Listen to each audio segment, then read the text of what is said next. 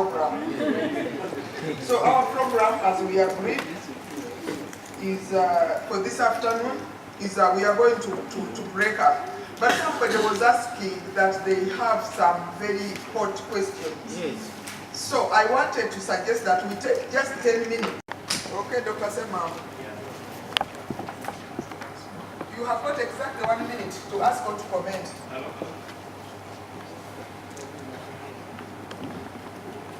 Don't worry, I know your voice is loud enough. Thank you very much, Honorable Secretary. I just wanted to say something very small, but I think very important. I really did embrace the comment by, or the message given by Mr. Richard Tugume, where he ended up with 2 points, where he said that we need to think of developing business like in our mines and operations as we do business in a new way. And secondly, the aspect of indigenous knowledge, which he actually did stress. I've worked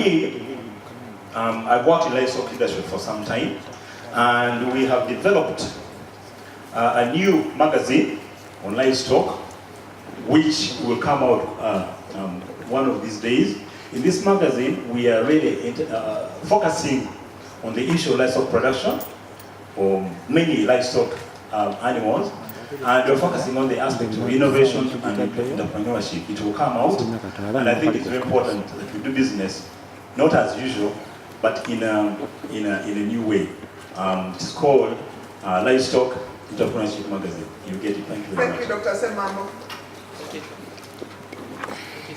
Thank you very much. I'm Major Chigozikawesa, a farmer.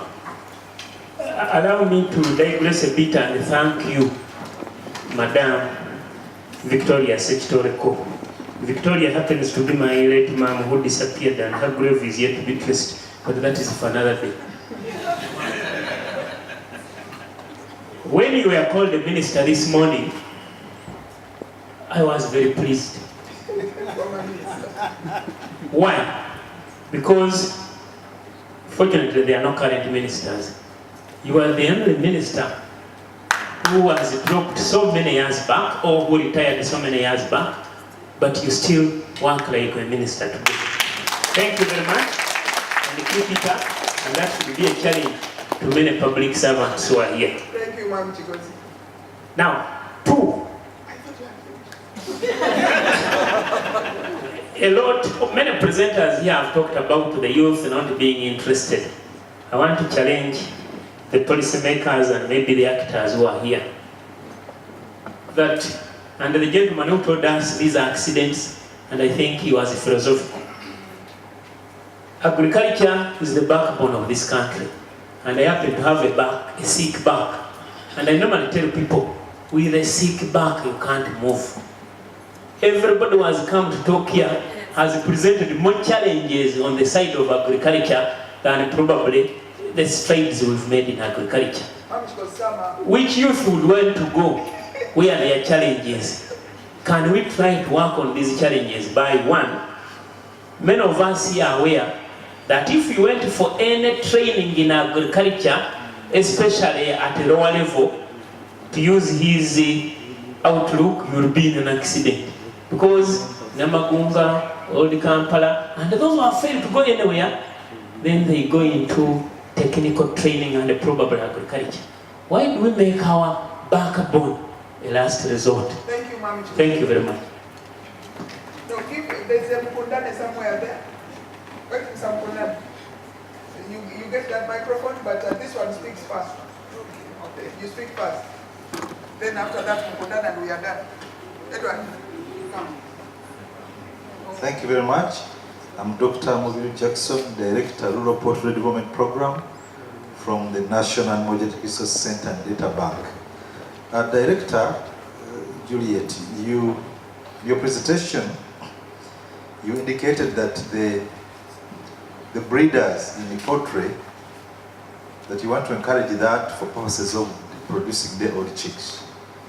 I think we need to know as a ministry that actually there are no breeders of poultry in Uganda, the type that you're talking about. What they have is parent stock and they don't have to actually produce the old chicks, they don't have to sell them. If the infrastructure is such that it is well managed, those can concentrate on raising that parent stock. They sell fertilized eggs to whoever, and then you can have a very beautiful distribution of the old chicks. Lastly, madam, you talked of poor animal breeds. Let that narrative stop. If you are talking of high output commercial stocks, yes, we have inadequate numbers, but do not say that our animals in Uganda are poor breeds, because the functions are different. Thank you very much. Thank you.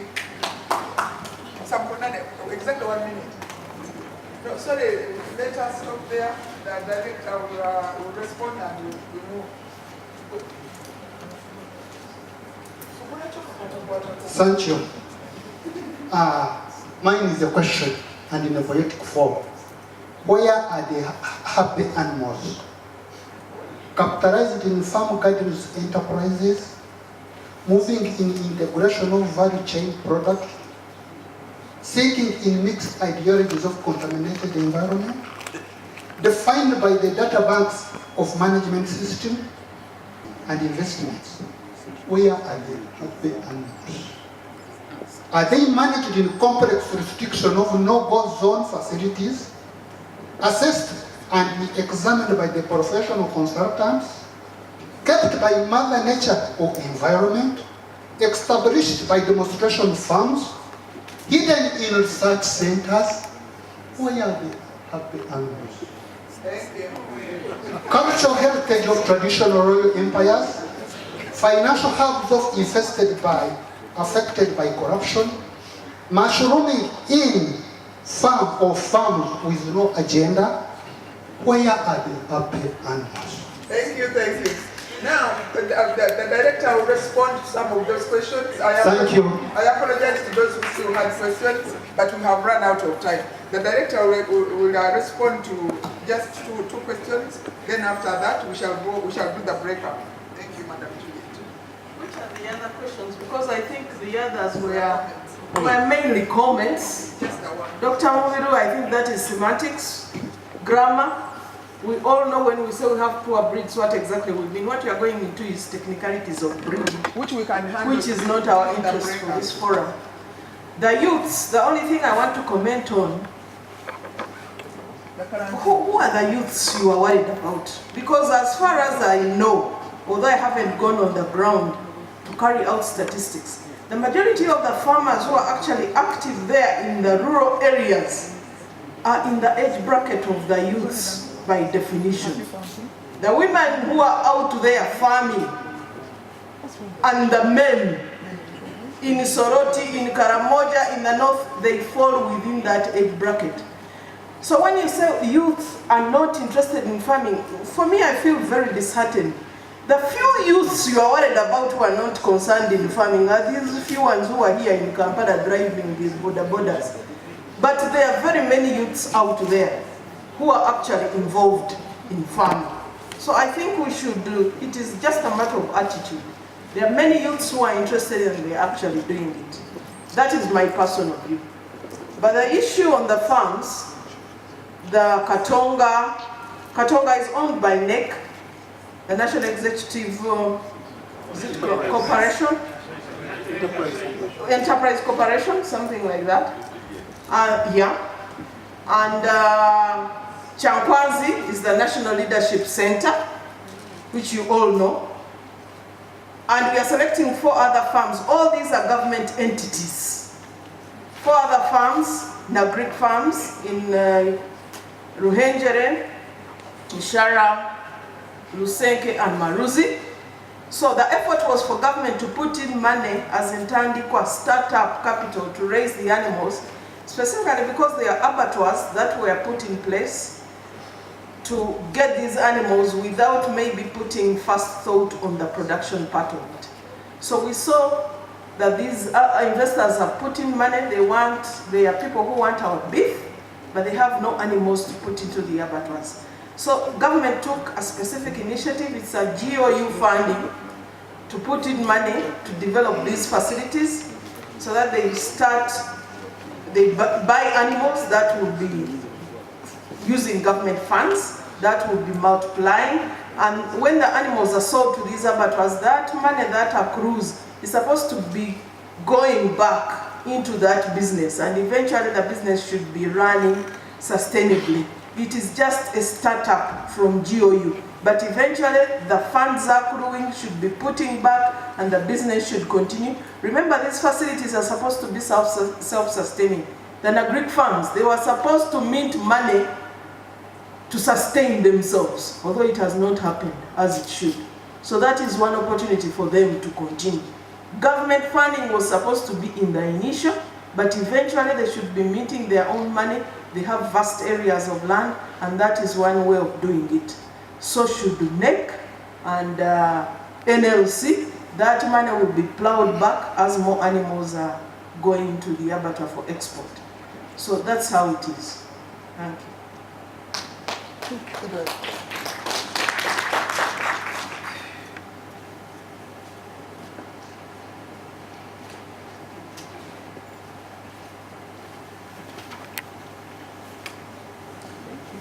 Good afternoon, everybody.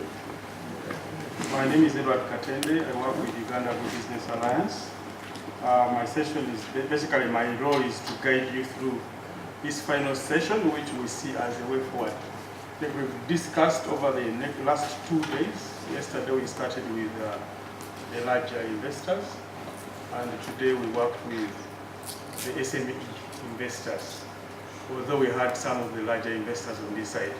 Our definition of SME investors also includes the likes of Richard, who are talking about a billion shillings. They're still within the SME bracket. But over the last 2 days, a lot has actually come out. We've discussed a lot on the challenges. We have seen some good models, but now we need to ask ourselves, what next? Did we just come for a conference, it has ended, and just go back and it's business as usual? We thought there is a need for a way forward. But before we go into the way forward, we've had many people asking for copies of the presentations. We assure you that these will be shared with everybody. We will have to put them into PDF first to make sure that they are easy to and lighter to email. But if you have not registered or we didn't have your email address, please, this is the best time for you to do so. Write your email clearly so that when we start sending these presentations, they do not bounce and you don't say that we actually didn't contact you. Please, if you haven't registered, do so now. So this leads us now to the last session of this meeting, which is breaking out into our interest groups. On the agenda, of course, you saw 4 value chains, but like we agreed earlier on, we are actually making them 6. So we have poultry, we have beef, we have fish, we have piggery, and then there are bees and dairy. So these are going to be led by different players. The breakout session on dairy is led by ABI Trust. I don't know where you can get up so people can see you. So ABI Trust will lead. The one on poultry is led by B. Nzika, representative of B. Nzika, if you're around. At the back, this gentleman in short sleeve blue shirt. The one on piggery will be led by Heifa. I don't know whether John is here. You get up so they see you, please. Thank you. The beef is led by Mobi. Yeah, Alistair is fantastic. It's good we delayed. Fisheries, Miss Nachwala. Is still here? Yeah. And Apiare, there was a small group of yes, the young lady at the back. I didn't catch your name, please, you will forgive me. So I will share with you which hall we will be in, but let's first go into the dynamics of these meetings. What has clearly come out over the last 2 days, listening very clearly to government, we have gathered that I think we have set 2 clear areas. One is we want to be #1 in animal feeds. That I think has come out very, very clearly. We also want to be #1 in animal products. That's why we are targeting these biggest investors on the continent and our own investors. So the task for each of the teams, now that we are going into our small families, poultry, what do we need to achieve this vision in the context of, if I say poultry, in the context of poultry? So, because we want to ensure that we do not repeat the problems. We have had the problems. So this session is how do we move forward. So we need to develop a long list. Please brainstorm as much as you can. We develop a long list of the kind of things that we need to do in order for us as a country to achieve this together. We are aware in some of these cases, actually in most of these cases, the government already has its own plan, but we are working together. So there is no harm in us sharing our shared vision and defining the shared vision with our government. And the next task, those are the 2 tasks. The first one is what do we need to achieve that objective, and the second task is there is a lot to be done because it will be a long list and no single institution will be able to do it. We would want to set up working groups, or call them steering committees. And in these committees, they are voluntary. This is our vision.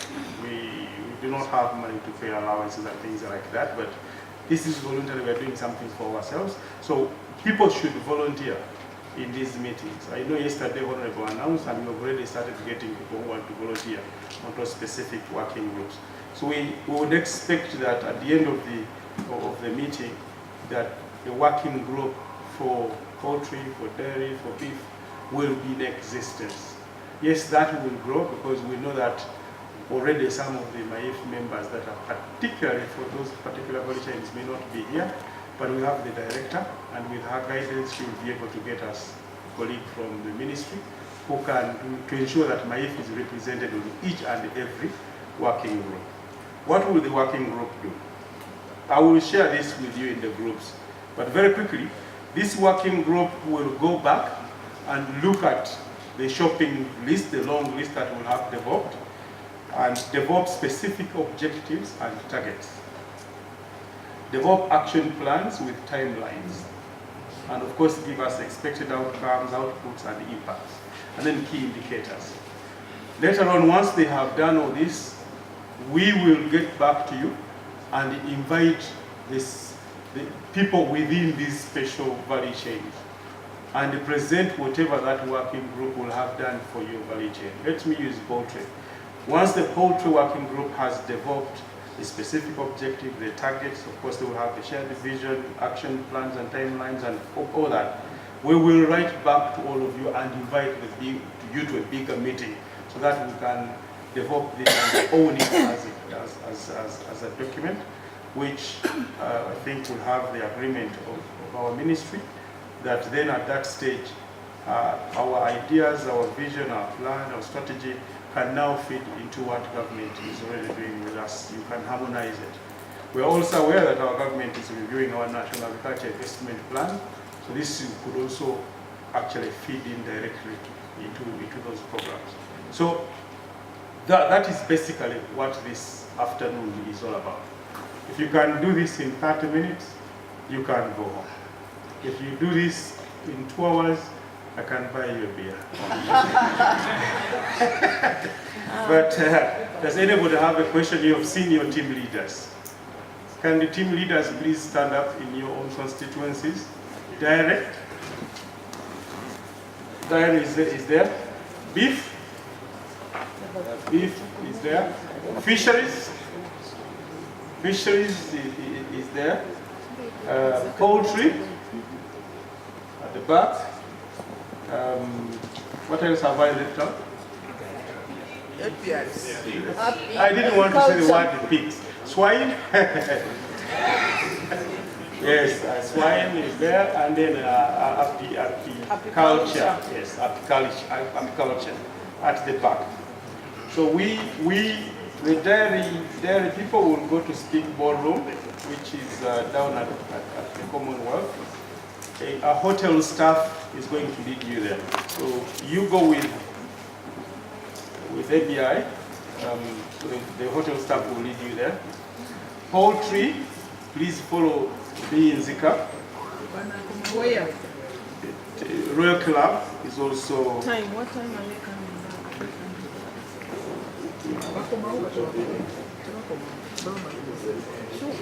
Yeah, whatever they would have done will be fine.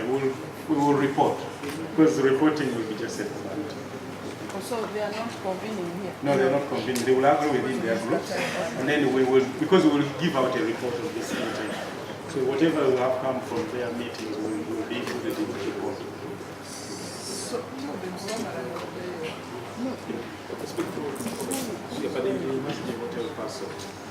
Speaker, you follow Heifa, wherever. Heifa, please get up so your people can follow you.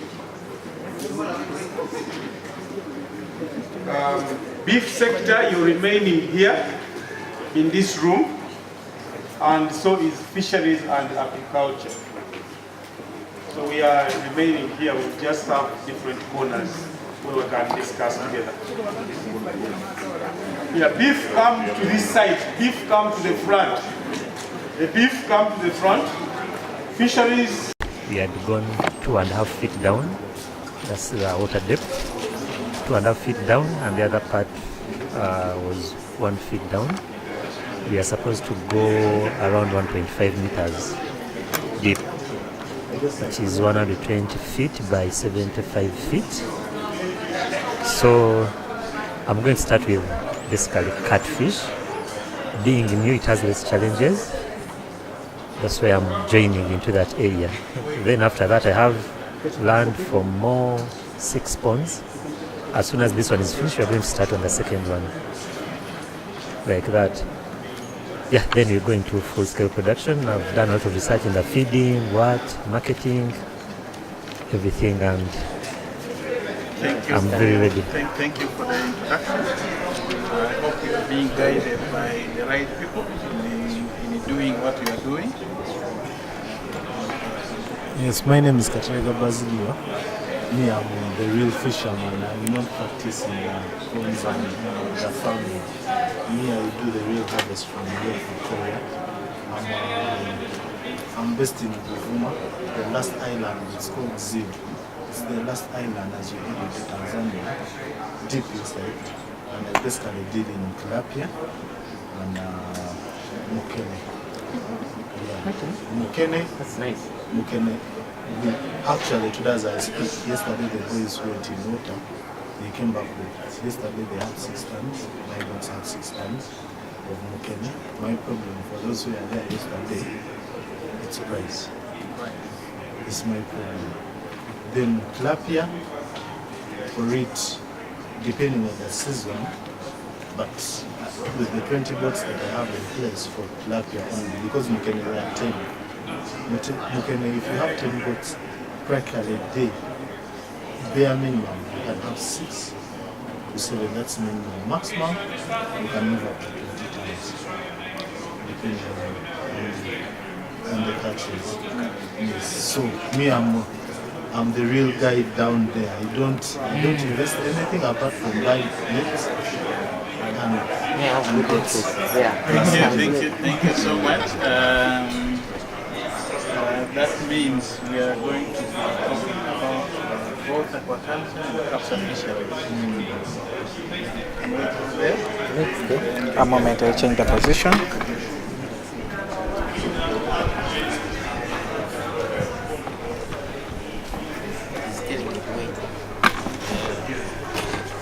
Hello. Good afternoon. My name is Martin. I'm from Africa Limited, Matuga. Yeah, I'm a food nutritionist. So, Africa has set up a new, it has been dealing in grain with WFP, World Food Program, and ICRC.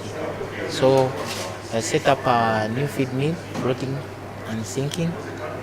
So it's yet to be commissioned, and at least the tests and the trials have been done.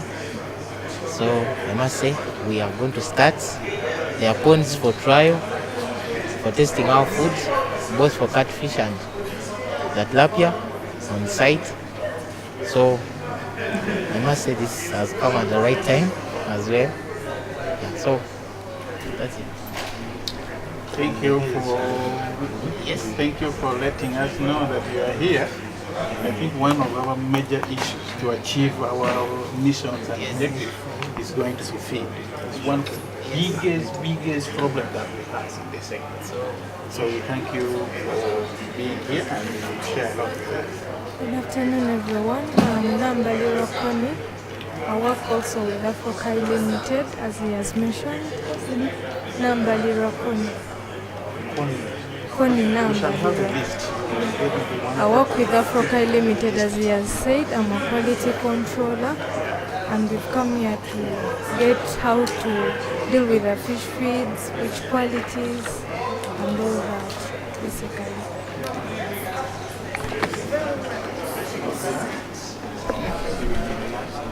Okay, so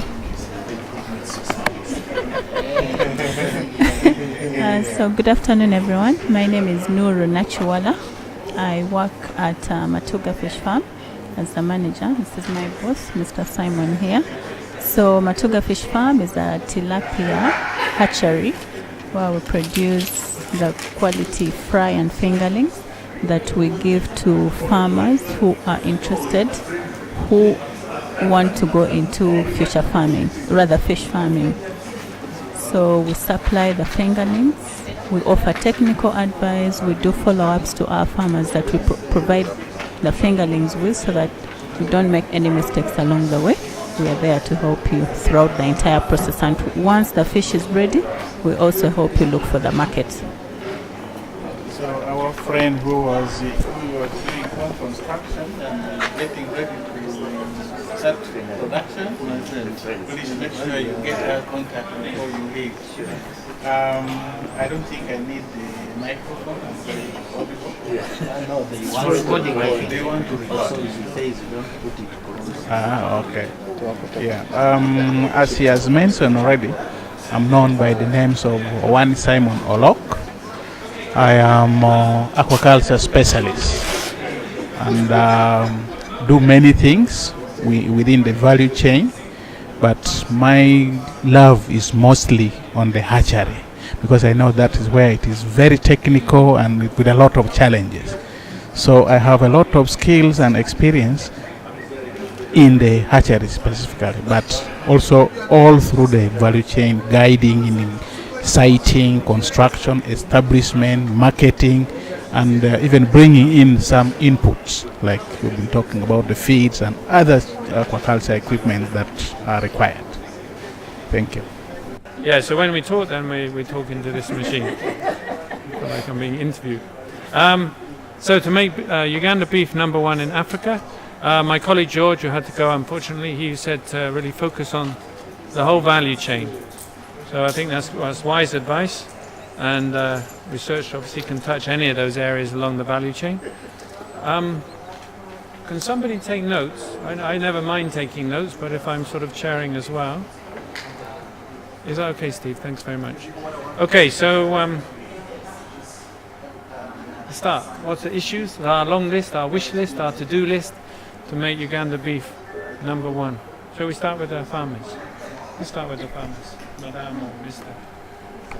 Don't fear, put it on the table. For me, I want to push a theme that we actually, this whole discussion, at the background of it, we actually discuss it with the numbers in mind, the business numbers. And why I say this is that in many agricultural ventures, we actually look at the business as a post-mortem. How did I perform at the end of, whatever cycle it is, without even knowing that some of the businesses, even before we get in, they are actually predictable that they will fail. And I'll give an example. I don't think this country has any credible data of what a break-even beef project should look like at different scales.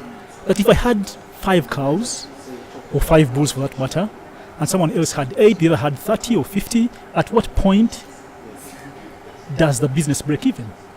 Given the market constraints, for example, that is not there. So everyone, is running around, gambling around with no numbers in mind.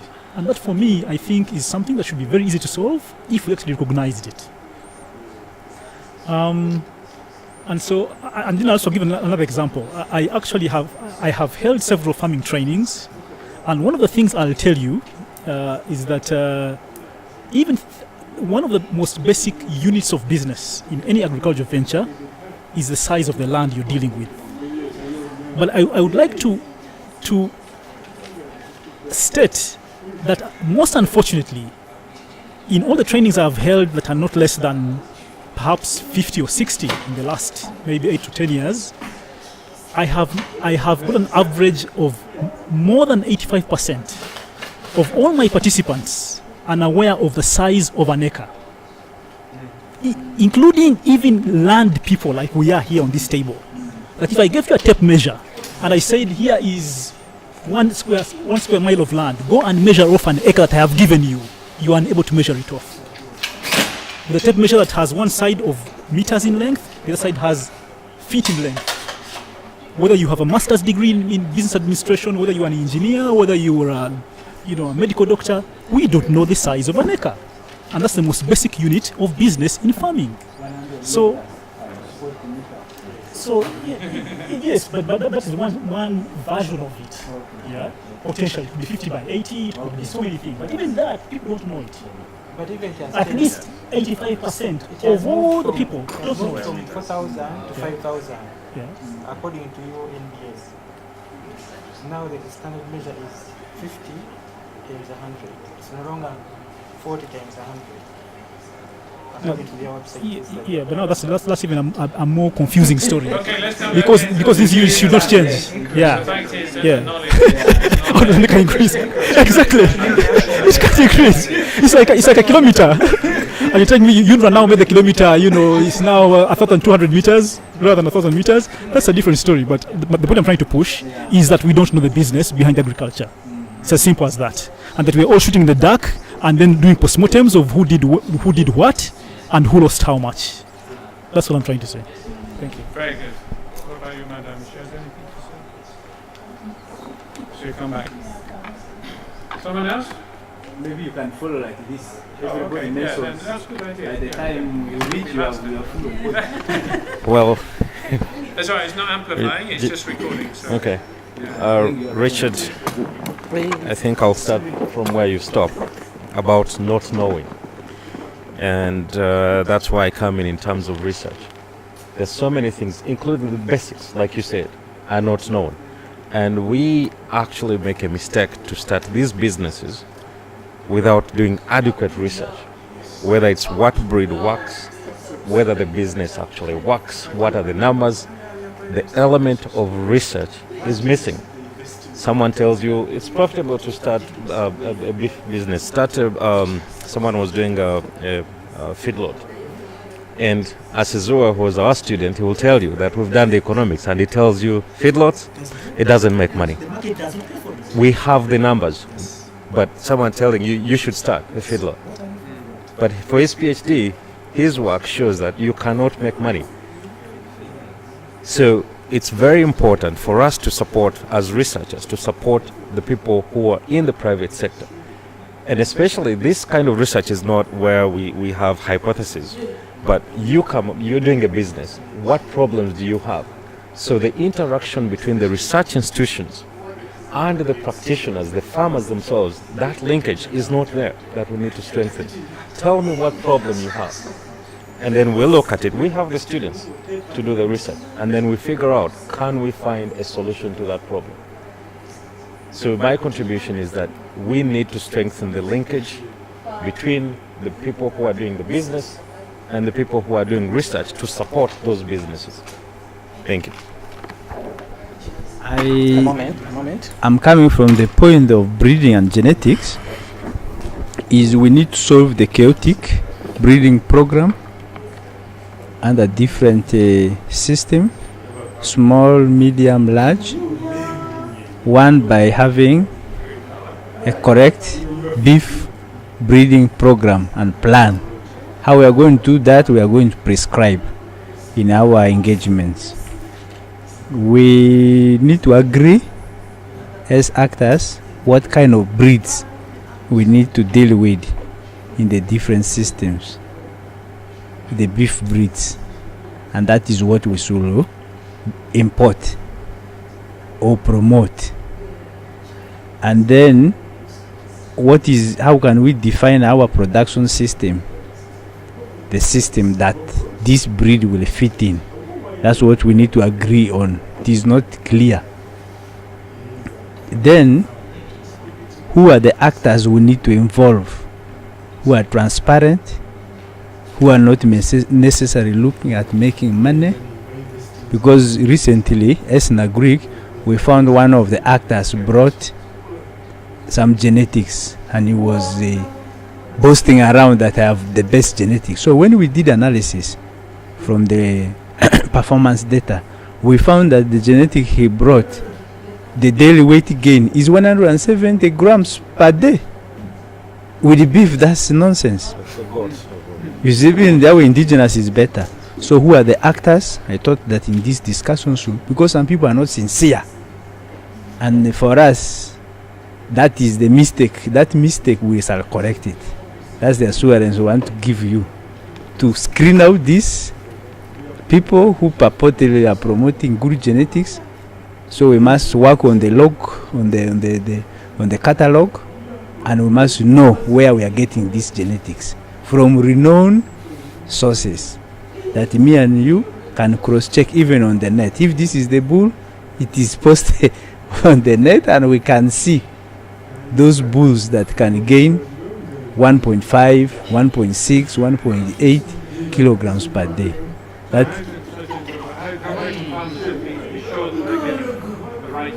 yes, the right information. The right information, but also ensure that the actors who are going to play, the private and so forth, who are going to bring actually what is required. So that is teamwork. Yes, certification and so forth, and teamwork. Then another thing I want to bring here is the issue of the interface. Because you know some of the beef products will be coming from the beef, the bulls, from the dairy, that interface. So how do we position ourselves to get those bulls? Is a discussion we need to, how do we streamline the beef bulls, the bulls from the dairy products feeding into the beef system. That's an issue. Lastly is facilitating assisted reproductive technologies. So how do we make it efficient? How do we make it effective? How do we make it cost effective? Is an issue we need to discuss. So for me, I think if we do that from the perspective of breed, genetics and improvement, will solve most of that problem. So when I talk about assisted reproductive technologies, we are talking about making liquid nitrogen available, making the kits available, making sure the artificial insemination technicians are professional, they know what they are supposed to do, and also making sure that they have the right semen, well kept under different conditions. This way then we'll have value of what we are talking about. So for me, I'm coming from that perspective in the beef. Thank you. Thank you very much. David, mine is more, I'm a farmer as well, so I'll speak from experience. Sometimes we begin things and we don't even know why we're doing them. We're doing them because someone said, try this, it makes money. So for me, it always starts with, why are you doing this business and not any other business? We saw the number of sectors today. There are 5 different groups. Why are we doing beef and not dairy? Why are we doing dairy and not apiary? And it came down to some of the things that lead us into each of these ventures is because we don't even know why we're doing it. We're doing it because someone recommended it or because we saw someone do it. And it also goes back to the basic. They're talking about knowing the basic units for why you're doing what you're doing. You don't know, you're growing a breed of beef or a cow, and you don't know how many kilos am I likely to get out of this animal. And then there's a standardization for the market. As farmers, when we sell, we don't sell on a weighing scale. We sell there's a middleman who comes and says, based on my observation, this animal is about 300 kilos. Whereas where he sells it to at the abattoir, everything is standardized, it's measured. So being able to have either mobile abattoirs where people measure their animals as they sell them gives people a clear understanding of, oh, this is what I'm likely to get out of the market. Not simply leave it to the middleman to guess and sometimes take advantage of farmers who don't know what they are growing and why they are growing it in the first place. So when you know why you're doing something and have these standard basic units that help you keep track and measure, you're likely to do it with a more evolved, a more informed plan. He talked about research, and you can hear people come up with different models that, as farmers, you're desperate. You're really looking for the next thing that's going to, your Hail Mary, something that's going to save you from the problems you're facing. So how do you know which research is good for you? Google is a good example of that. If you typed in anything into Google, it will support you and be against you. So how do you get the right information that has been tested, that has been vouched for, and that someone can hold you to, is something I think we should think about in any of the sectors. I have had to first make the mistake and then realize what I went on wasn't backed up by any data, because one, we also don't record. As a country, we have a big problem with recording. So it's until I started recording that I realized, one, most of our farmers, first of all, are in debt. They're in debt because they have to keep up appearances. They have to stay the biggest, the guy with the most cows or the most health, and then who, you know. But when you go down to, do you have records, he doesn't want to go there because he knows what he's going to find there. So again, going back to why am I doing this business? And when you ask, the more you ask why, the more you find out there are things that help you figure out, that prepare you for what you're doing and what you're likely to do next. So records, knowing why you're doing something, and standardization are what I think we should consider going forward. Thank you so much. I'll start from where we ended. Coming from the discipline of livestock nutrition, what I'll envisage, or what I would want us to come up with at the end of the day is looking at a situation where, as we're promoting beef production and also having in mind the challenges of environmental degradation, most of our approaches in beef production are so much centered on treatment, using, as in solving production problems using drugs and antibiotics. I want us to have a different approach of using nutrition to solve most of the disease-related problems. If an animal is healthy, is nutritionally healthy, we expect that animal to perform if given the right feed and good and the right management. So at the end of the day, I do think that this kind of approach will be able to reduce on, for example, reduce on environmental degradation, reduce on even the right feeding using the right nutrients will also help us reduce on, for example, on methane, greenhouse gas emissions at the end of the day. Then also looking at incorporating the sense of matching, like for example, when we are out there and promoting beef production, we also have to understand that our farmers are categorized into the big farmers and the small farmers.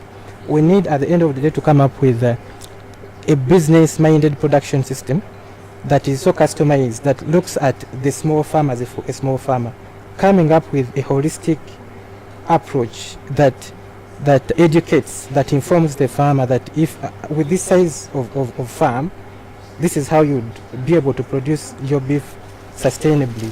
When it comes to this big farmer, then because we expect a big farmer to have more resources compared to the small farmer, so like would have to front a business-minded approach in beef production, but at the same time an approach that is also sustainable, so sensitive to environmental degradation.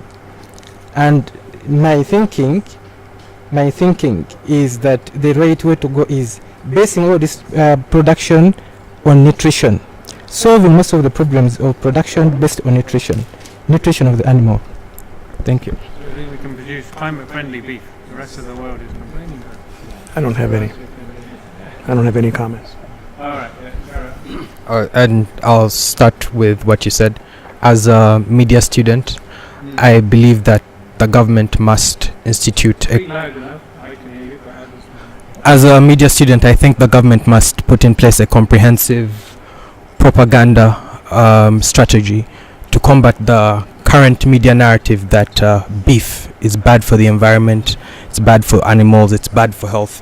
I think if that's very popular in the West right now, but if it came when it comes to Uganda, these narratives, I think they could that could be an existential crisis for the agriculture industry. And to what you said about climate-friendly beef, on Monday, a company called Beyond Meat filed an S1 application with the SEC to start selling its shares to the American public via the NASDAQ stock exchange. That means that and Beyond Meat produces meat without animals. It uses plant proteins. On their website they say, why should you kill an animal to get meat? So the fact that they're selling shares starting next week means that that business model is viable, and more companies in that field will probably come up. And I think the government must institute a strategy to protect Ugandan farmers when those companies get big and multinational. Thank you very much. Thank you. I'll stand for this. I'm Norman Namanya. I work as a cooperative development officer. That is a title, but I'm a social worker, an extension service person. We are here as a working group, and as a person who goes directly to a farmer, I'll talk more of an ecosystem or stakeholders in beef. I'm starting with a producer. We have farmers here. If I ask, do we really know who are farmers? What are they producing? How are they producing it? What are they producing? Do we know that? Why are they even producing it? If I ask Mr. Philosopher, many of our farmers here in beef, mainly because beef doesn't require daily supervision. They can do it on tele. Just call someone, is everything okay? And that's it. The farm has gone on.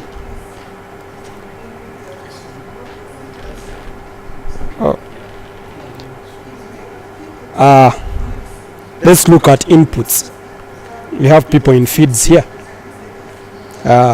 One madam told us we have a deficit. Where is it coming from? Why is it there? How many are producing it? Why isn't it consumed?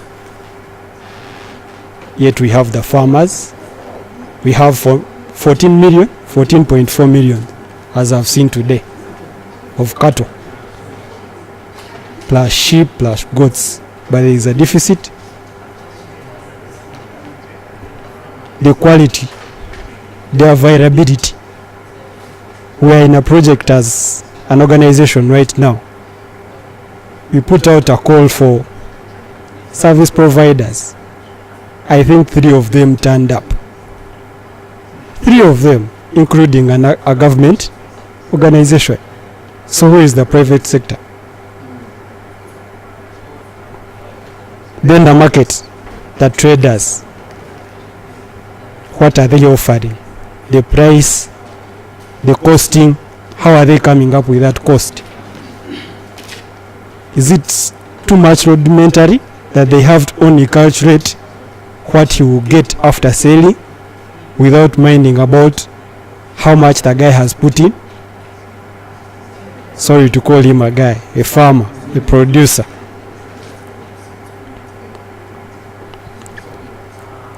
Then of course the regulation, our government. Does it have a say in the price and the costing?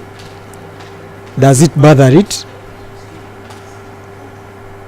Those are the questions we have to ask ourselves. Then consumers. If I finalize my ecosystem as a producer, as a farmer, as a cooperative, as a beef farmer, I have to look at consumers also.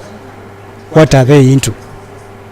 Right now, all the presentation were based on population. Population. Yes, it's growing. The income is growing. We don't have proof that was presented. We assume it's true. It's fact.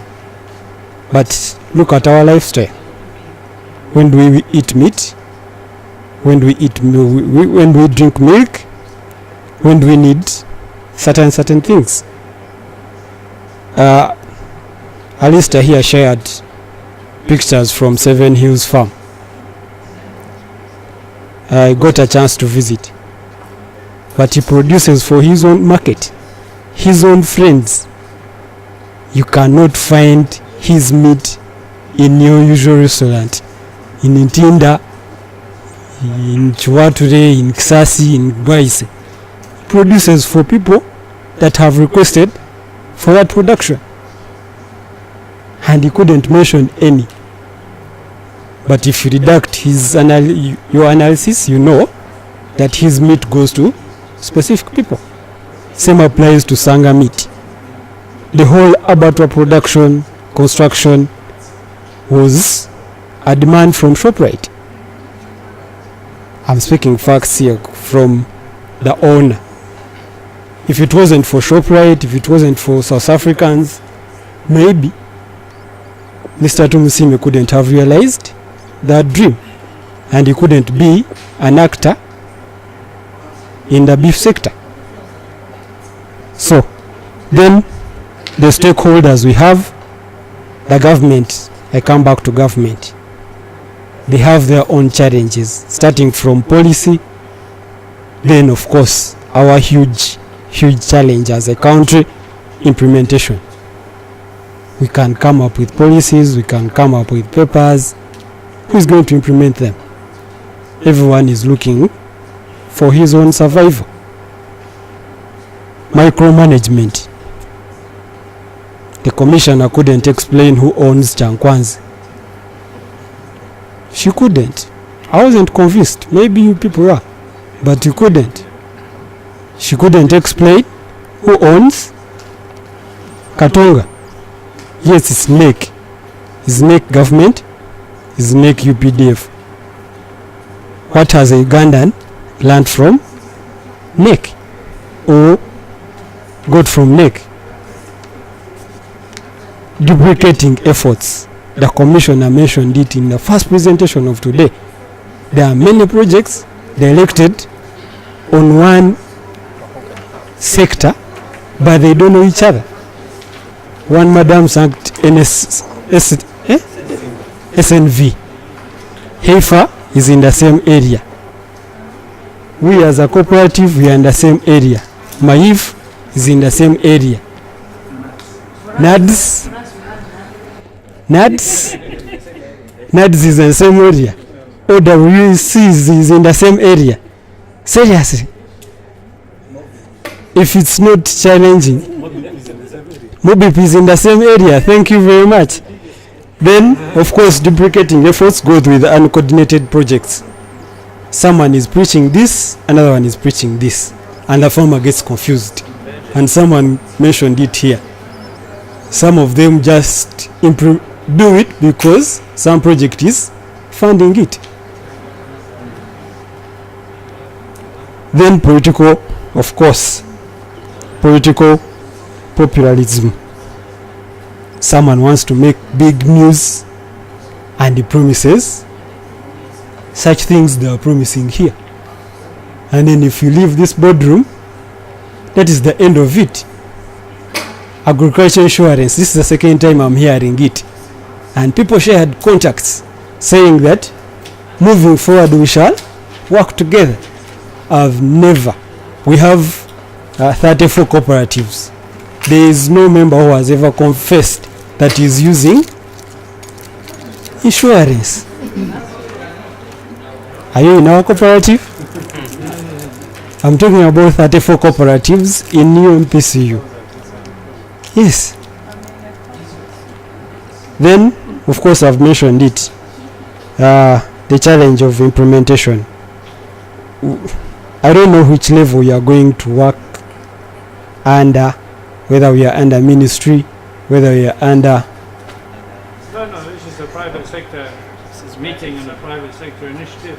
Yes. Us, myself, and the ministry were supporting and demanding stuff from us. Yes. So it's not we can discuss. Yeah, enabling it. We can discuss all these things, but one person coming out to do the actual work where it's supposed to be done is the issue. I had very many questions in your presentation. You have very big ambitions for Ugandans. We did a baseline study for our project. The average farmer, age-wise, is 53. Do you actually think a 53-year-old person will comprehend what you're preaching? That you will actually do the math and realize that he needs what you're preaching? A stock exchange for cattle? That was mesmerizing, but a bit overreaching. Anyway, that is all for me. Thank you very much. Okay, a good list. We'll keep going around. Yes, thank you, Norman. I'm Joshua Waiswa, working with Uganda Meat Producers Cooperative Union with Norman. We shared some of the, not we shared, I listed similar things like he had, but I'll go with the last word we mentioned, and for me it disturbs my head: enabling environment. Being private sector, every time I approach government, I ask them their role. And the director has informed me on several occasions, their role is to provide an enabling environment. And I ask her, openly, I always tell her, please unpack it for me so that I somehow understand what you mean by enabling environment. The only answer she always gives is, make good policies, make good laws. The animal feeds policy has been on the shelves for 10 years, over 10 years. So what enabling environment? If your number one role is not achieved. So I think going forward, my wish list should be, the enabling environment should actually be enabling. If you're going to put up policies, but in the same policy document you keep referring to other policies, me the reader, I get lost. I'll give the meat policy. The meat policy you read, then in the end they will say, refer to the water and environment, refer to, now you that means I'm not getting the whole information. I read one policy and I'm good to go. Then, what is the other challenge? We don't have, much as we have strategic documents in the ministries, especially Ministry of Agriculture, we have over projectized our ministry. Everything is a project. And things that don't have projects are not working, are not moving. Before Mobip, beef was nowhere. but there was a person responsible for beef. But before Mobip, it was there. We're only hearing of beef now because of Mobip. After when the end comes for Mobip, maybe we shall get something else. We shall now talk of GNATs.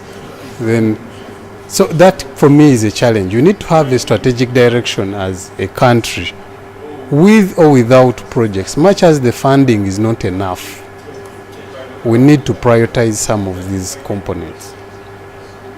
Then we go to the farm, the production systems. My colleague has talked about the numbers. Which animals do we have? From 2008 to last year, Ubos is giving us 3.3% growth in cattle, in the number of cattle. For sure, I'm not a statistician, but I have to doubt that figure. Every year you report 3.3, then you reduce to 3, then 3.3. It means there is a problem. The researcher will say that's when research comes in. Yes, because you cannot tell me for 11 years the trend is just the same, 3.3. So we need to know what are the actual numbers. Numbers in terms of the animals and also the farmers. Who is the farmer? Is it everyone that is owning a cow? Everyone owning a goat? Or someone participating in owning the cow of specific qualities for the market? Because some business person will say, yeah, every farmer is a commercial farmer because in the end it will go to the market. I would like to disagree. You provide the right quality to the market, not you putting the market because it has to go to the market. So we need to know those numbers. Then we have to look at defining the Ugandan animal. The reason why the people from Umbarara demonstrated when their which cow was that? When their Lucina was removed from the roundabout is because they associate with that Ankole cow. Not the sculpture which is there, but they associate with the Ankole cow. What animal are we associating with as Ugandans? When you go to Ethiopia, they associate with the Borana animal. Borana is everywhere. There are other animals, but Borana is their trading thing. What are we trading? We need to develop that so that if I say I'm selling Ugandan meat, if you go to Kenya and find meat from Uganda, in my mind there are specific qualities that ring that yes, cholesterol levels are between these percentages. You know, the fiber composition is like this. Those are some of the things UNBS should be profiling instead of redefining what an acre is.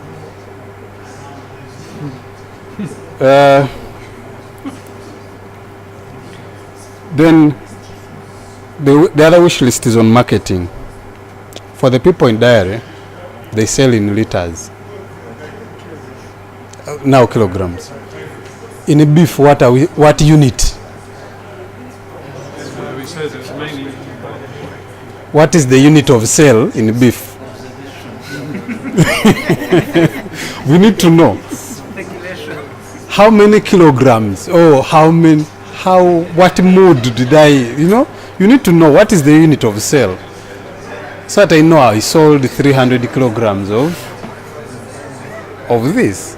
Then the people setting the price, we can ably argue that the price is low.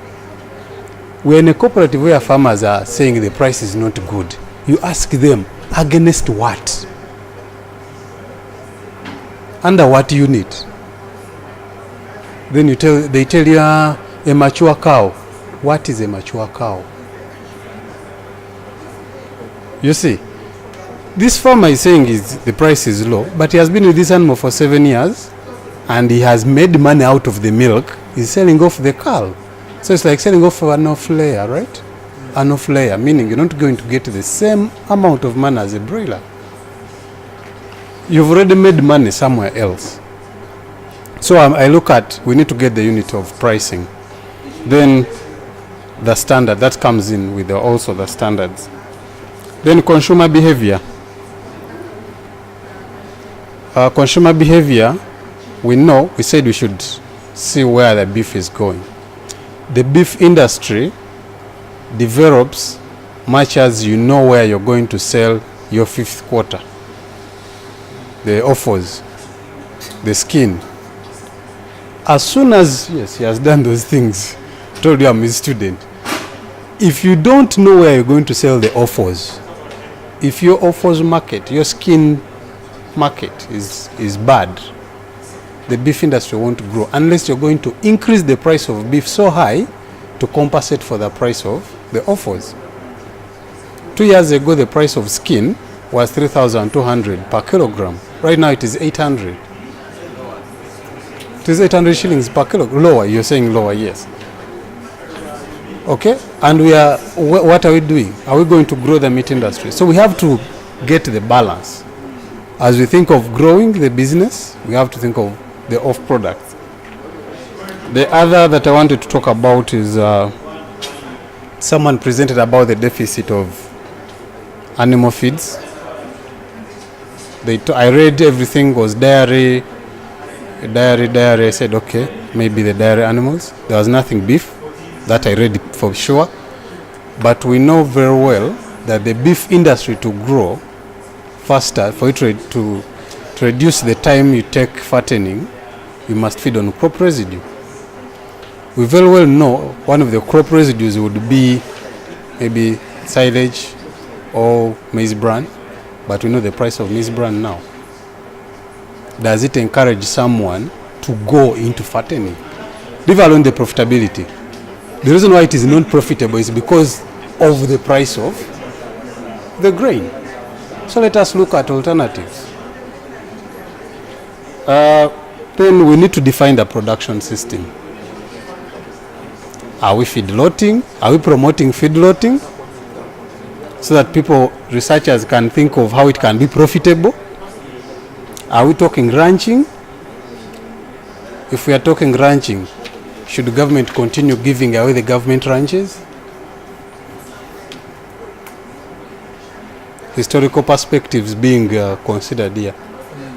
Yes, there are mistakes that were made, but should it continue? Should Nagri continue losing land in the pretext of private people? What is the future? Are we going to do grass-fed, or we are going to do, he said, replacing drugs with the feeds? Yes. Are we going to do grass-fed organic? Are we going to, what is our system? What are we proud of? Then the supply model. Are they outgrowers? Are we having outgrower scheme? Having grown up from Busoga region, which is the leading growing area of sugarcane, I know the outgrower system quite well.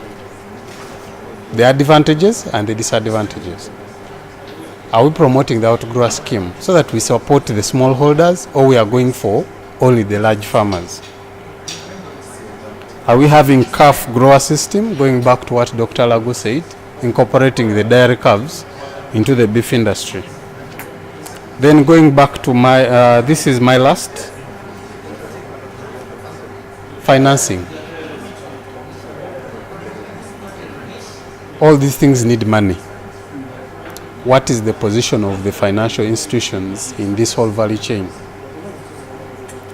If I need to invest in beef, if my desire is to invest in beef, but the financial institution is requesting for my salary loan or as security for I need a land title, then there is a mismatch. If the people in livestock insurance can develop a product together with the financial institutions, where these movable assets are taken as collateral. I'll give a simple survey that I did in our cooperatives about livestock insurance. I thought it would be a good product. I promoted it. People told me, livestock insurance, if the animal doesn't die, I've lost money. That is a farmer's perspective. He says, if the animal doesn't die, I've lost the money. and he calculates for I have 100 animals, I'm paying 50,000 per animal as insurance premium. That means that is 5 million. If I don't lose any of the 100, I've lost 5 million. So he says, I would rather sell one to reach the rest. So we need to engage the financial institutions. If they are lending to people who have beans, I'm not demeaning people who have beans, but I'm saying if they are lending to these seasonal crop people, they need to develop a product for people in the livestock industry. Yes, thank you. Thank you very much. Yeah, thank you so much. As I said, I'm Dennis. It's nice to be part of this. Like it is said, I've been part of the beef value chain for quite a while, since 2007, but purely on research. But coming to the questions that we want to be number one in Africa, what is missing is when do we want to achieve this? Now, following the discussions that I've been going through, of course I'd also listed some few things, but at the end most of them have been highlighted. Given the discussions we are having, it looks like we almost do not have where to pick, we almost do not have a platform already existing to project ourselves to reach. Yeah, the foundation, it's like the foundation is not there yet. In other words, the task of these discussions is mainly going to be about what foundation do we set. But is it true that the foundation is not there, or it's just an issue of fixing a few things? I want to begin it by what he asked, the farmer, that when can a beef producer break even? Now, I'm sure all of us know that for beef production, there are a number of factors that will influence your productivity. Now, the most defining aspect of how you can easily answer break even is more to do with the efficiency of utilization of your feed, whether it is forage, whether it is in a feedlot where you're feeding grains and silage or any other what, whether you are supplementing, how do you convert that feed to the meat? How much of the feed you use to convert into the meat is what determines how much money you will earn, and then it will also determine how long it will take for you to arrive at your break-even point. But the key things that define that are the issues that are being discussed here. What is the identity of our beef animal? A beef animal can be defined by, just like I've said, how much feed does it convert into meat? And at the same time, is it predictable? Because feed efficiency is measured in terms of how much feed is converted, but also there's what is called residual feed intake. Can I consistently predict that for this cow, for this breed, or for this animal, I can always budget for 100 kilograms of feed for the next 3 months? Is it consistent? Because our cows are such that you can budget for 100 kilograms, some of them will eat 200 kilograms. Because you can't predict them. So if we want to be the number one in Africa, what will be the determinant of this being this number one? Is it that we have the most efficient cows? Or is it that we have the least footprint on the environment? Is it that the quality of our meat outcompetes any other ones that we're talking about? So I think these are the things that we'll need to define. We have to define the quality of the meat. We have to define the footprint. In other words, the production system that we have to choose. And these are the aspects that if we really want to be number one in Africa, these have to be defined right from the beginning. Because for us, by our standards, we can say we are going to do this to be number one, but someone's determinant of being a number one beef producer in some other country is very different. And this can still be within Africa. So how do we set standards that we say, okay, this one, whatever it is, it will be agreed in many countries in Africa that we're actually number one. But apart from all these things that have been mentioned, the key thing is traceability.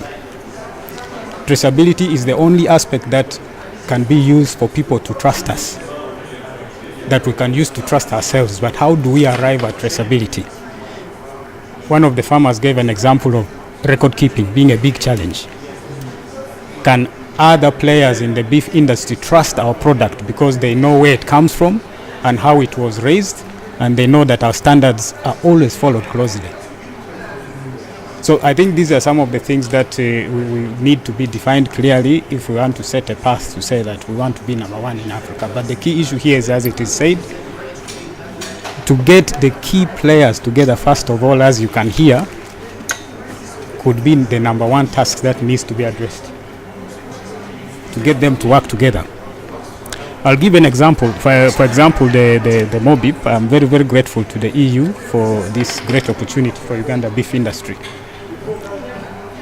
And I do believe that it's now the savior, not that it will be another project that will be closed and then we go for beans. I really do not want to believe in that.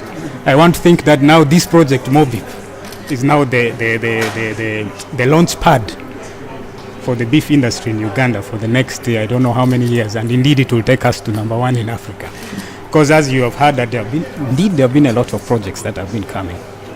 And when they come, they go. They don't leave programs. Ideally, the project should have, the first 1 or 2 projects should have left programs which can then sustain the established practices that the project developed. So this, I think, should be something that we should be thinking about and that we should be working on. But otherwise, I just want to say thank you that this is an opportunity. I hope this is a private sector level. I hope that this will continue. The engagements will continue between the different key stakeholders. Thank you so much. Okay, thank you. Yeah, I think these are what is Uganda beef is a critical thought for us all. What's so special about your and it is something that can be marketed and promoted and built on. So we have 2 more people. Okay. And there's 1:45, so not too. Thank you. In terms of discussion, I thought that they gave us some key areas. Will this deliver what is expected from us? This discussion. I think it's given some points.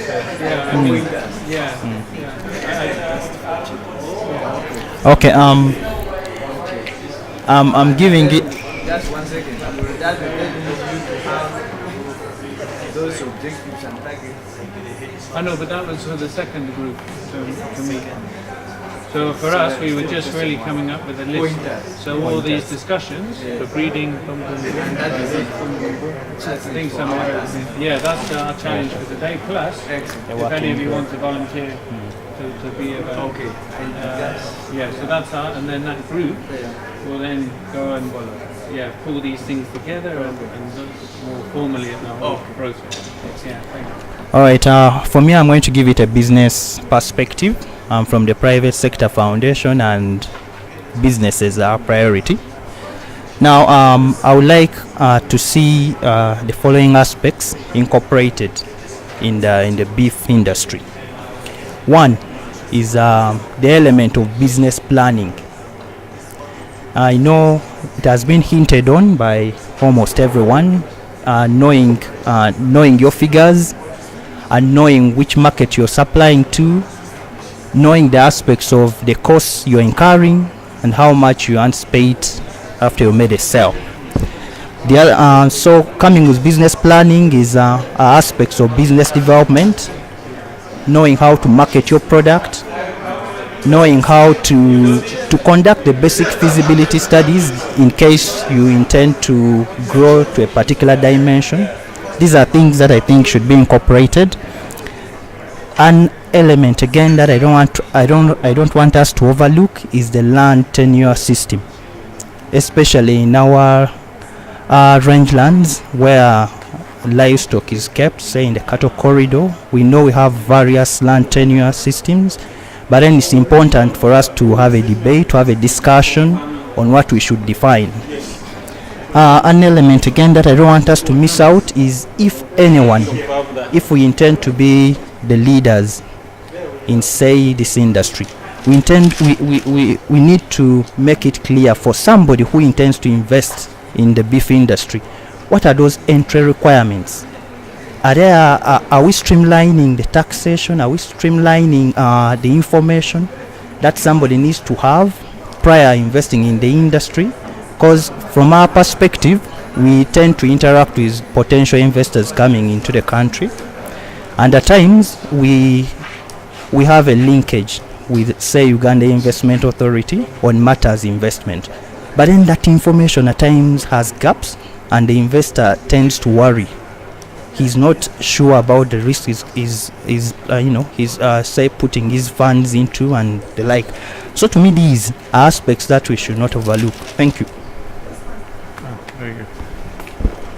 Okay, before we finish with our lady, which is very good, just a few things from me. Before I got involved in the cattle sector, I was involved more in the organic crop sector. And at one stage, Uganda had the highest number of registered organic smallholder farmers. I think now it's been overtaken by some other countries. But that was an achievement, and that was getting some recognition globally. And so when you're talking about, what is Uganda beef, I think it is very important. It can start the ball rolling. So I think that's something very important, and I think that to find out that is a good starting point and a vision for us to follow. There's a number of vets here, but nobody's mentioned disease and the issue of disease, false drugs, false acaricides, resistance, all these things that I hear so much about at work. Maybe it's as far as market promotion, we don't want to talk about it too much, but as far as dealing with production, it is an issue that we need to address. And then this whole quality, that has been mentioned, but quality throughout the whole value chain. We've heard about standards for production, standards for marketing, standards for selling.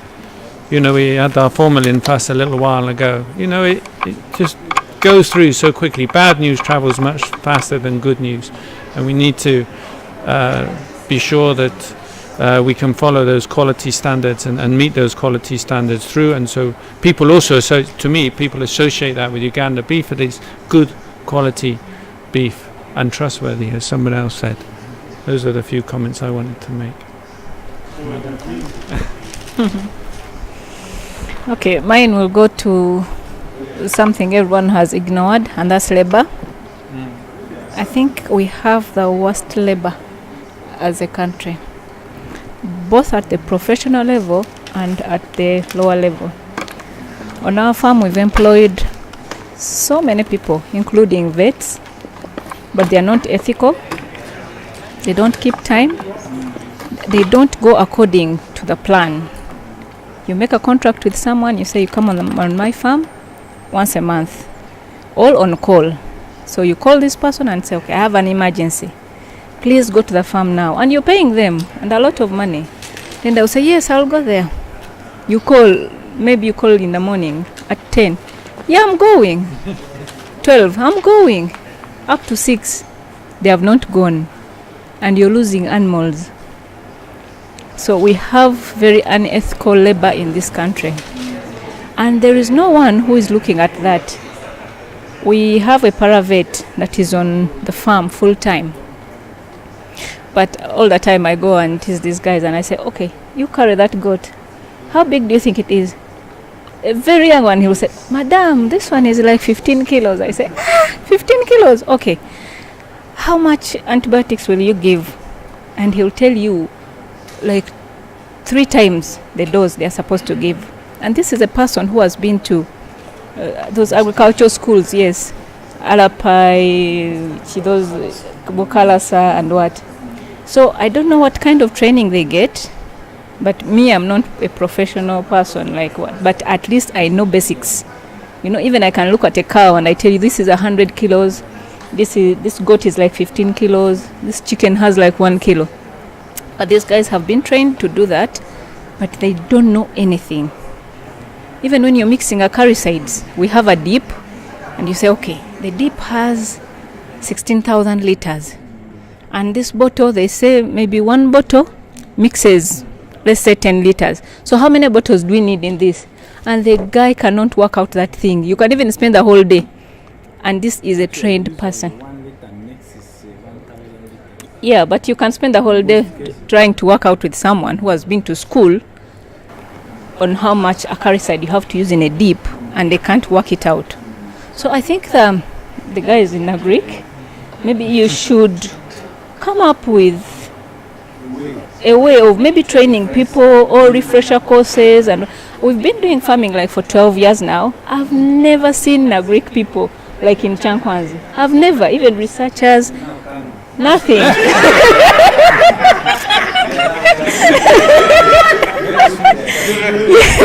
You're welcome. So we've not.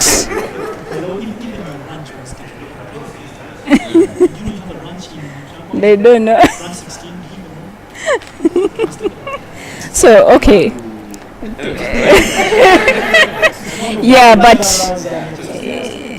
But we have gotten so many problems because we don't know Nagric.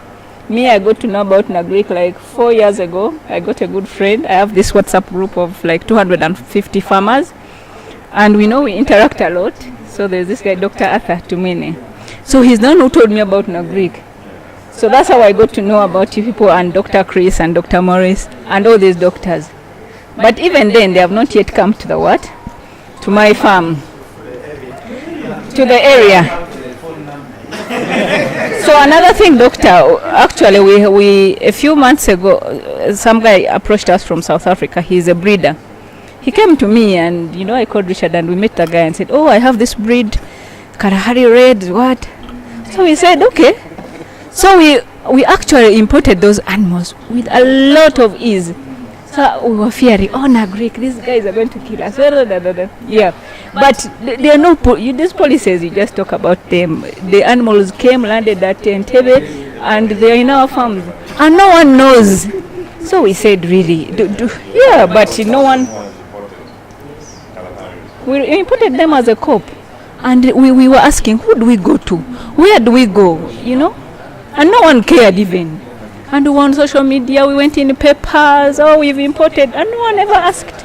And these animals are in our farms doing rounds. So I think on the part of Nagric, you guys have to be more you get in touch with us.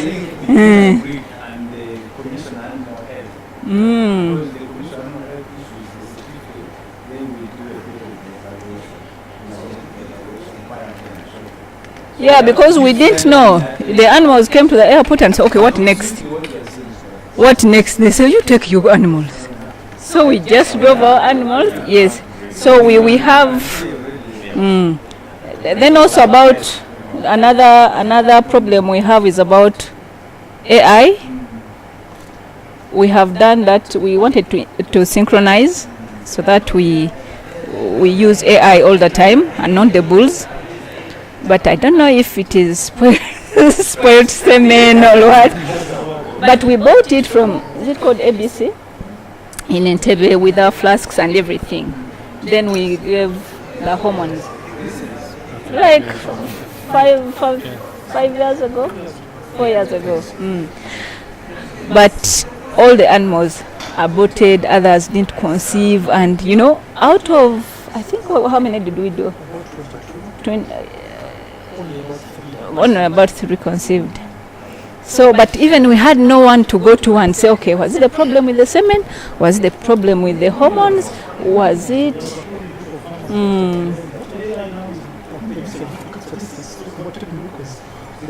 The rate is going down. We are going back to the bulls.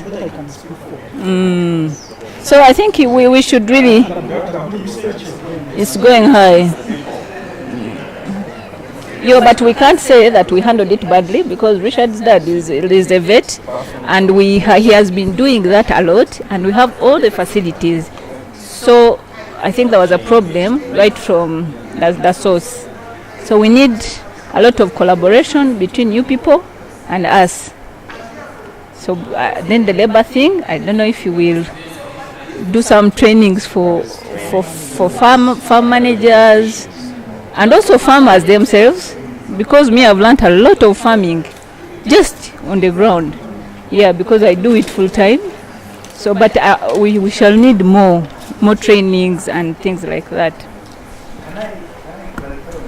Okay, Clara, on a few things. The whisper in my ear was that, well, it's 5 o'clock, so we should finish, but also there's tea available. So, yeah, it's fine.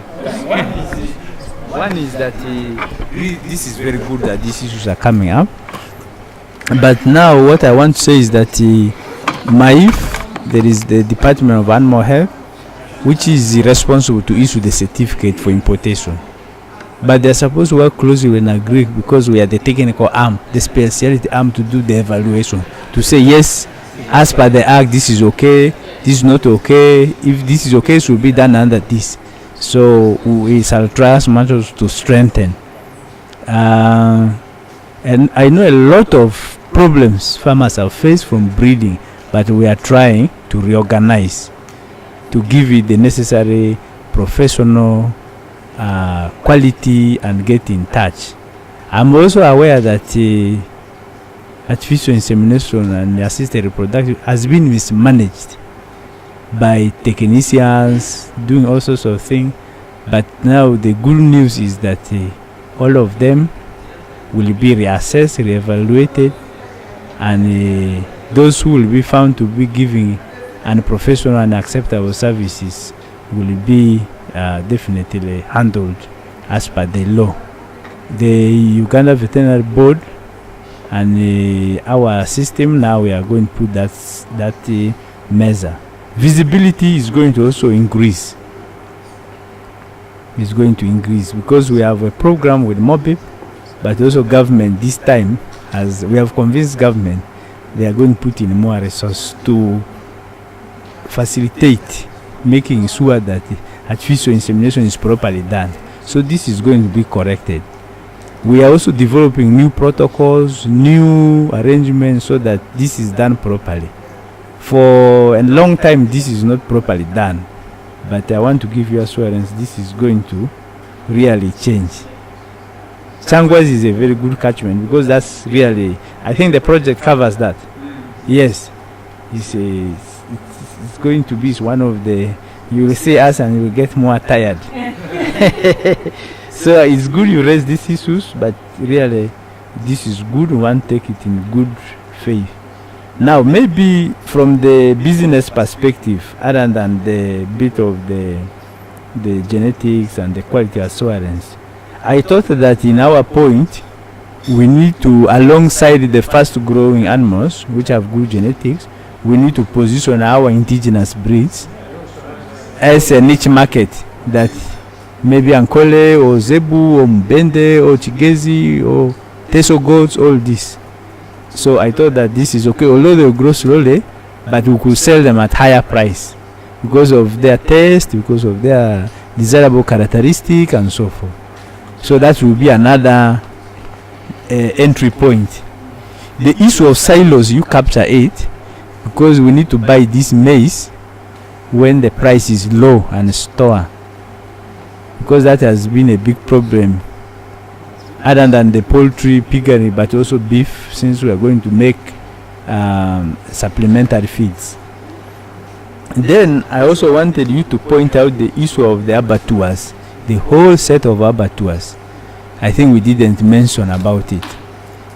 From the marketing infrastructure really has to be reorganized, but with the possibility of even introducing mobile abattoirs. This will help.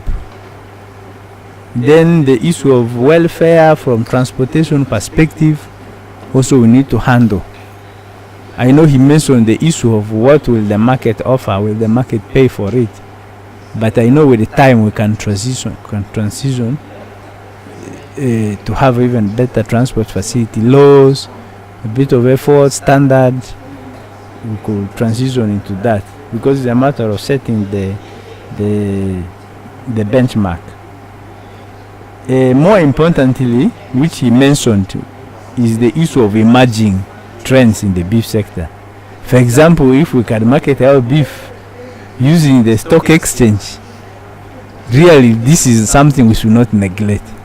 It will offer a whole array of opportunity for us. So I thought that is an area, and the insurance. I know we talked about it, but really it should come out. Because some of these value animals are really valuable. Recently, we have farmers who imported very good bulls. About each was costing over 5,000. Yeah, US dollar. So which means those will be insured. And there are those specific ones. Yeah. Then on training, on learning and so forth, we shall try through the project, but also through the regular support. The good news is that the government is waking up to put in more resources. Like this coming financially, they are putting more resources in breeding and genetics. Part of it will really help to refresh, retool, re-equip these technicians, but also to monitor them. If you don't monitor them, they do unethical values, which you mentioned. Yeah. Can I clarify just two small things? Two small things I want to clarify. One is that it's a response. Norman, you raised the question of the stock exchange and the 53-year-old farmer. I agree with you that the farmer in this country is very old. I actually disagreed with the commissioner when she said the youth, blah blah blah. I have actually even 53. My stats are even more than that. I'm more like towards 58 in my experience of farming. But having said that, and now back to the business element of these things, the stock exchange, again back to business reality, is an exclusive thing. It is not for your everyday thing. I'll give a simple example. Uganda has a stock exchange right now. Who is there? It is not your Chikubo man, it's not your kiosk who is there, but the stock exchange is moving. So it is for those that it's for the cream of the cream that goes to the stock exchange, and that's where we want. I was talking about myself when I was on that podium, and where I want to project myself, and I will move with like-minded people, like-capacitated people, like-visioned people. For those that are completely disadvantaged, not for all the love I have, it's unfortunate that they all can't be in that exclusive club. It's a simple reality of business again. And I'm not here to be the politician I'm not looking for votes from the country, right? So that is a business reality. That's number one. Number two, I also must say that the future of this industry is not in that 53-year-old farmer. It is in the people that are like myself and those that are unborn. In the breakfast of yesterday, we were pushing Vision 2050. And I was telling the commissioner after the meeting that the 2050 means we're talking about the unborn farmer who will be 31 years at that time. That is the farmer we are talking about. So it's an unfortunate fact, but again, like I said, it is the business fact. It is. I'm still talking about the football pitch, my 2 touch lines and my 2 bylines. That's the reality. So the 53-year-old guy, for example, he exists today. Unfortunately, he's not in my stock exchange, neither is he in my Vision 2050. It's as simple as that. Thank you. Okay, thanks very much, everyone. But I think I think we better stop. If you can just mention direct to, because people, it's now 5:10. Now, did everyone sign our list? Okay, good. Our final task was, if anybody is willing to. No, because it's on the main list. Yeah, everybody is registered, so the name is enough for this, I think. Is anybody willing to volunteer for this task force to take it, those things that you were mentioning, the objectives, more detail, looking through what we've been talking about? Anyone is willing to volunteer? It's a voluntary thing. No. Why don't we send an email to everybody along with the notes and then see who responds in terms of. Okay, but it seems like most people are willing. It's always a matter of defining. Yeah, so we have the list of everybody. We'll say that actually all members were, and then the group can say, well, no, actually we should need 6 members, and then we can look, well, this one's a farmer, this one's a business person, whatever, and then we can see how best to organize ourselves. But for my part, as temporary chairperson, I thank all the members very much for your enthusiasm. I'm happy that everybody had a chance to speak, and thank you for being very quiet as others were talking. Sometimes that's not always the case. And Steve has taken a record and type out the main issues, and we'll see what sort of wish list we have, what sort of to make us number 1 in Uganda. So I don't think there's any other session joint. So concurrently we have UDF, Uganda Development Forum, which is consisted of heads of agencies, Uganda, NAGRI, NARO, OWC,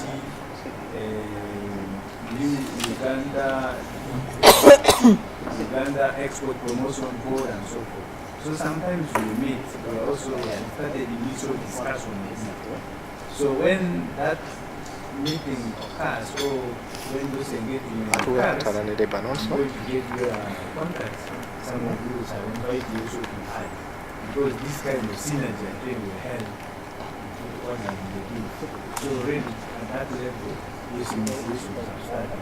But UDB is really putting money, budgets with promotion, national standard, this kind of questions, they come on board and answer those questions. So I thought that in this meeting I needed. No, that's excellent. Thank you very much for that, Lago. And I was only even thinking while we were talking and you were saying all the different things. I mean, I think we have to really congratulate the conference organisers for bringing together us as such a diverse group. And to me, the biggest advantage, immediate advantage, is just the networking that we've been having. You know, the genetic, the researcher, the farmer, the whatever I am, nutritionist. All right. No, you can keep everything. Okay, thank you very much.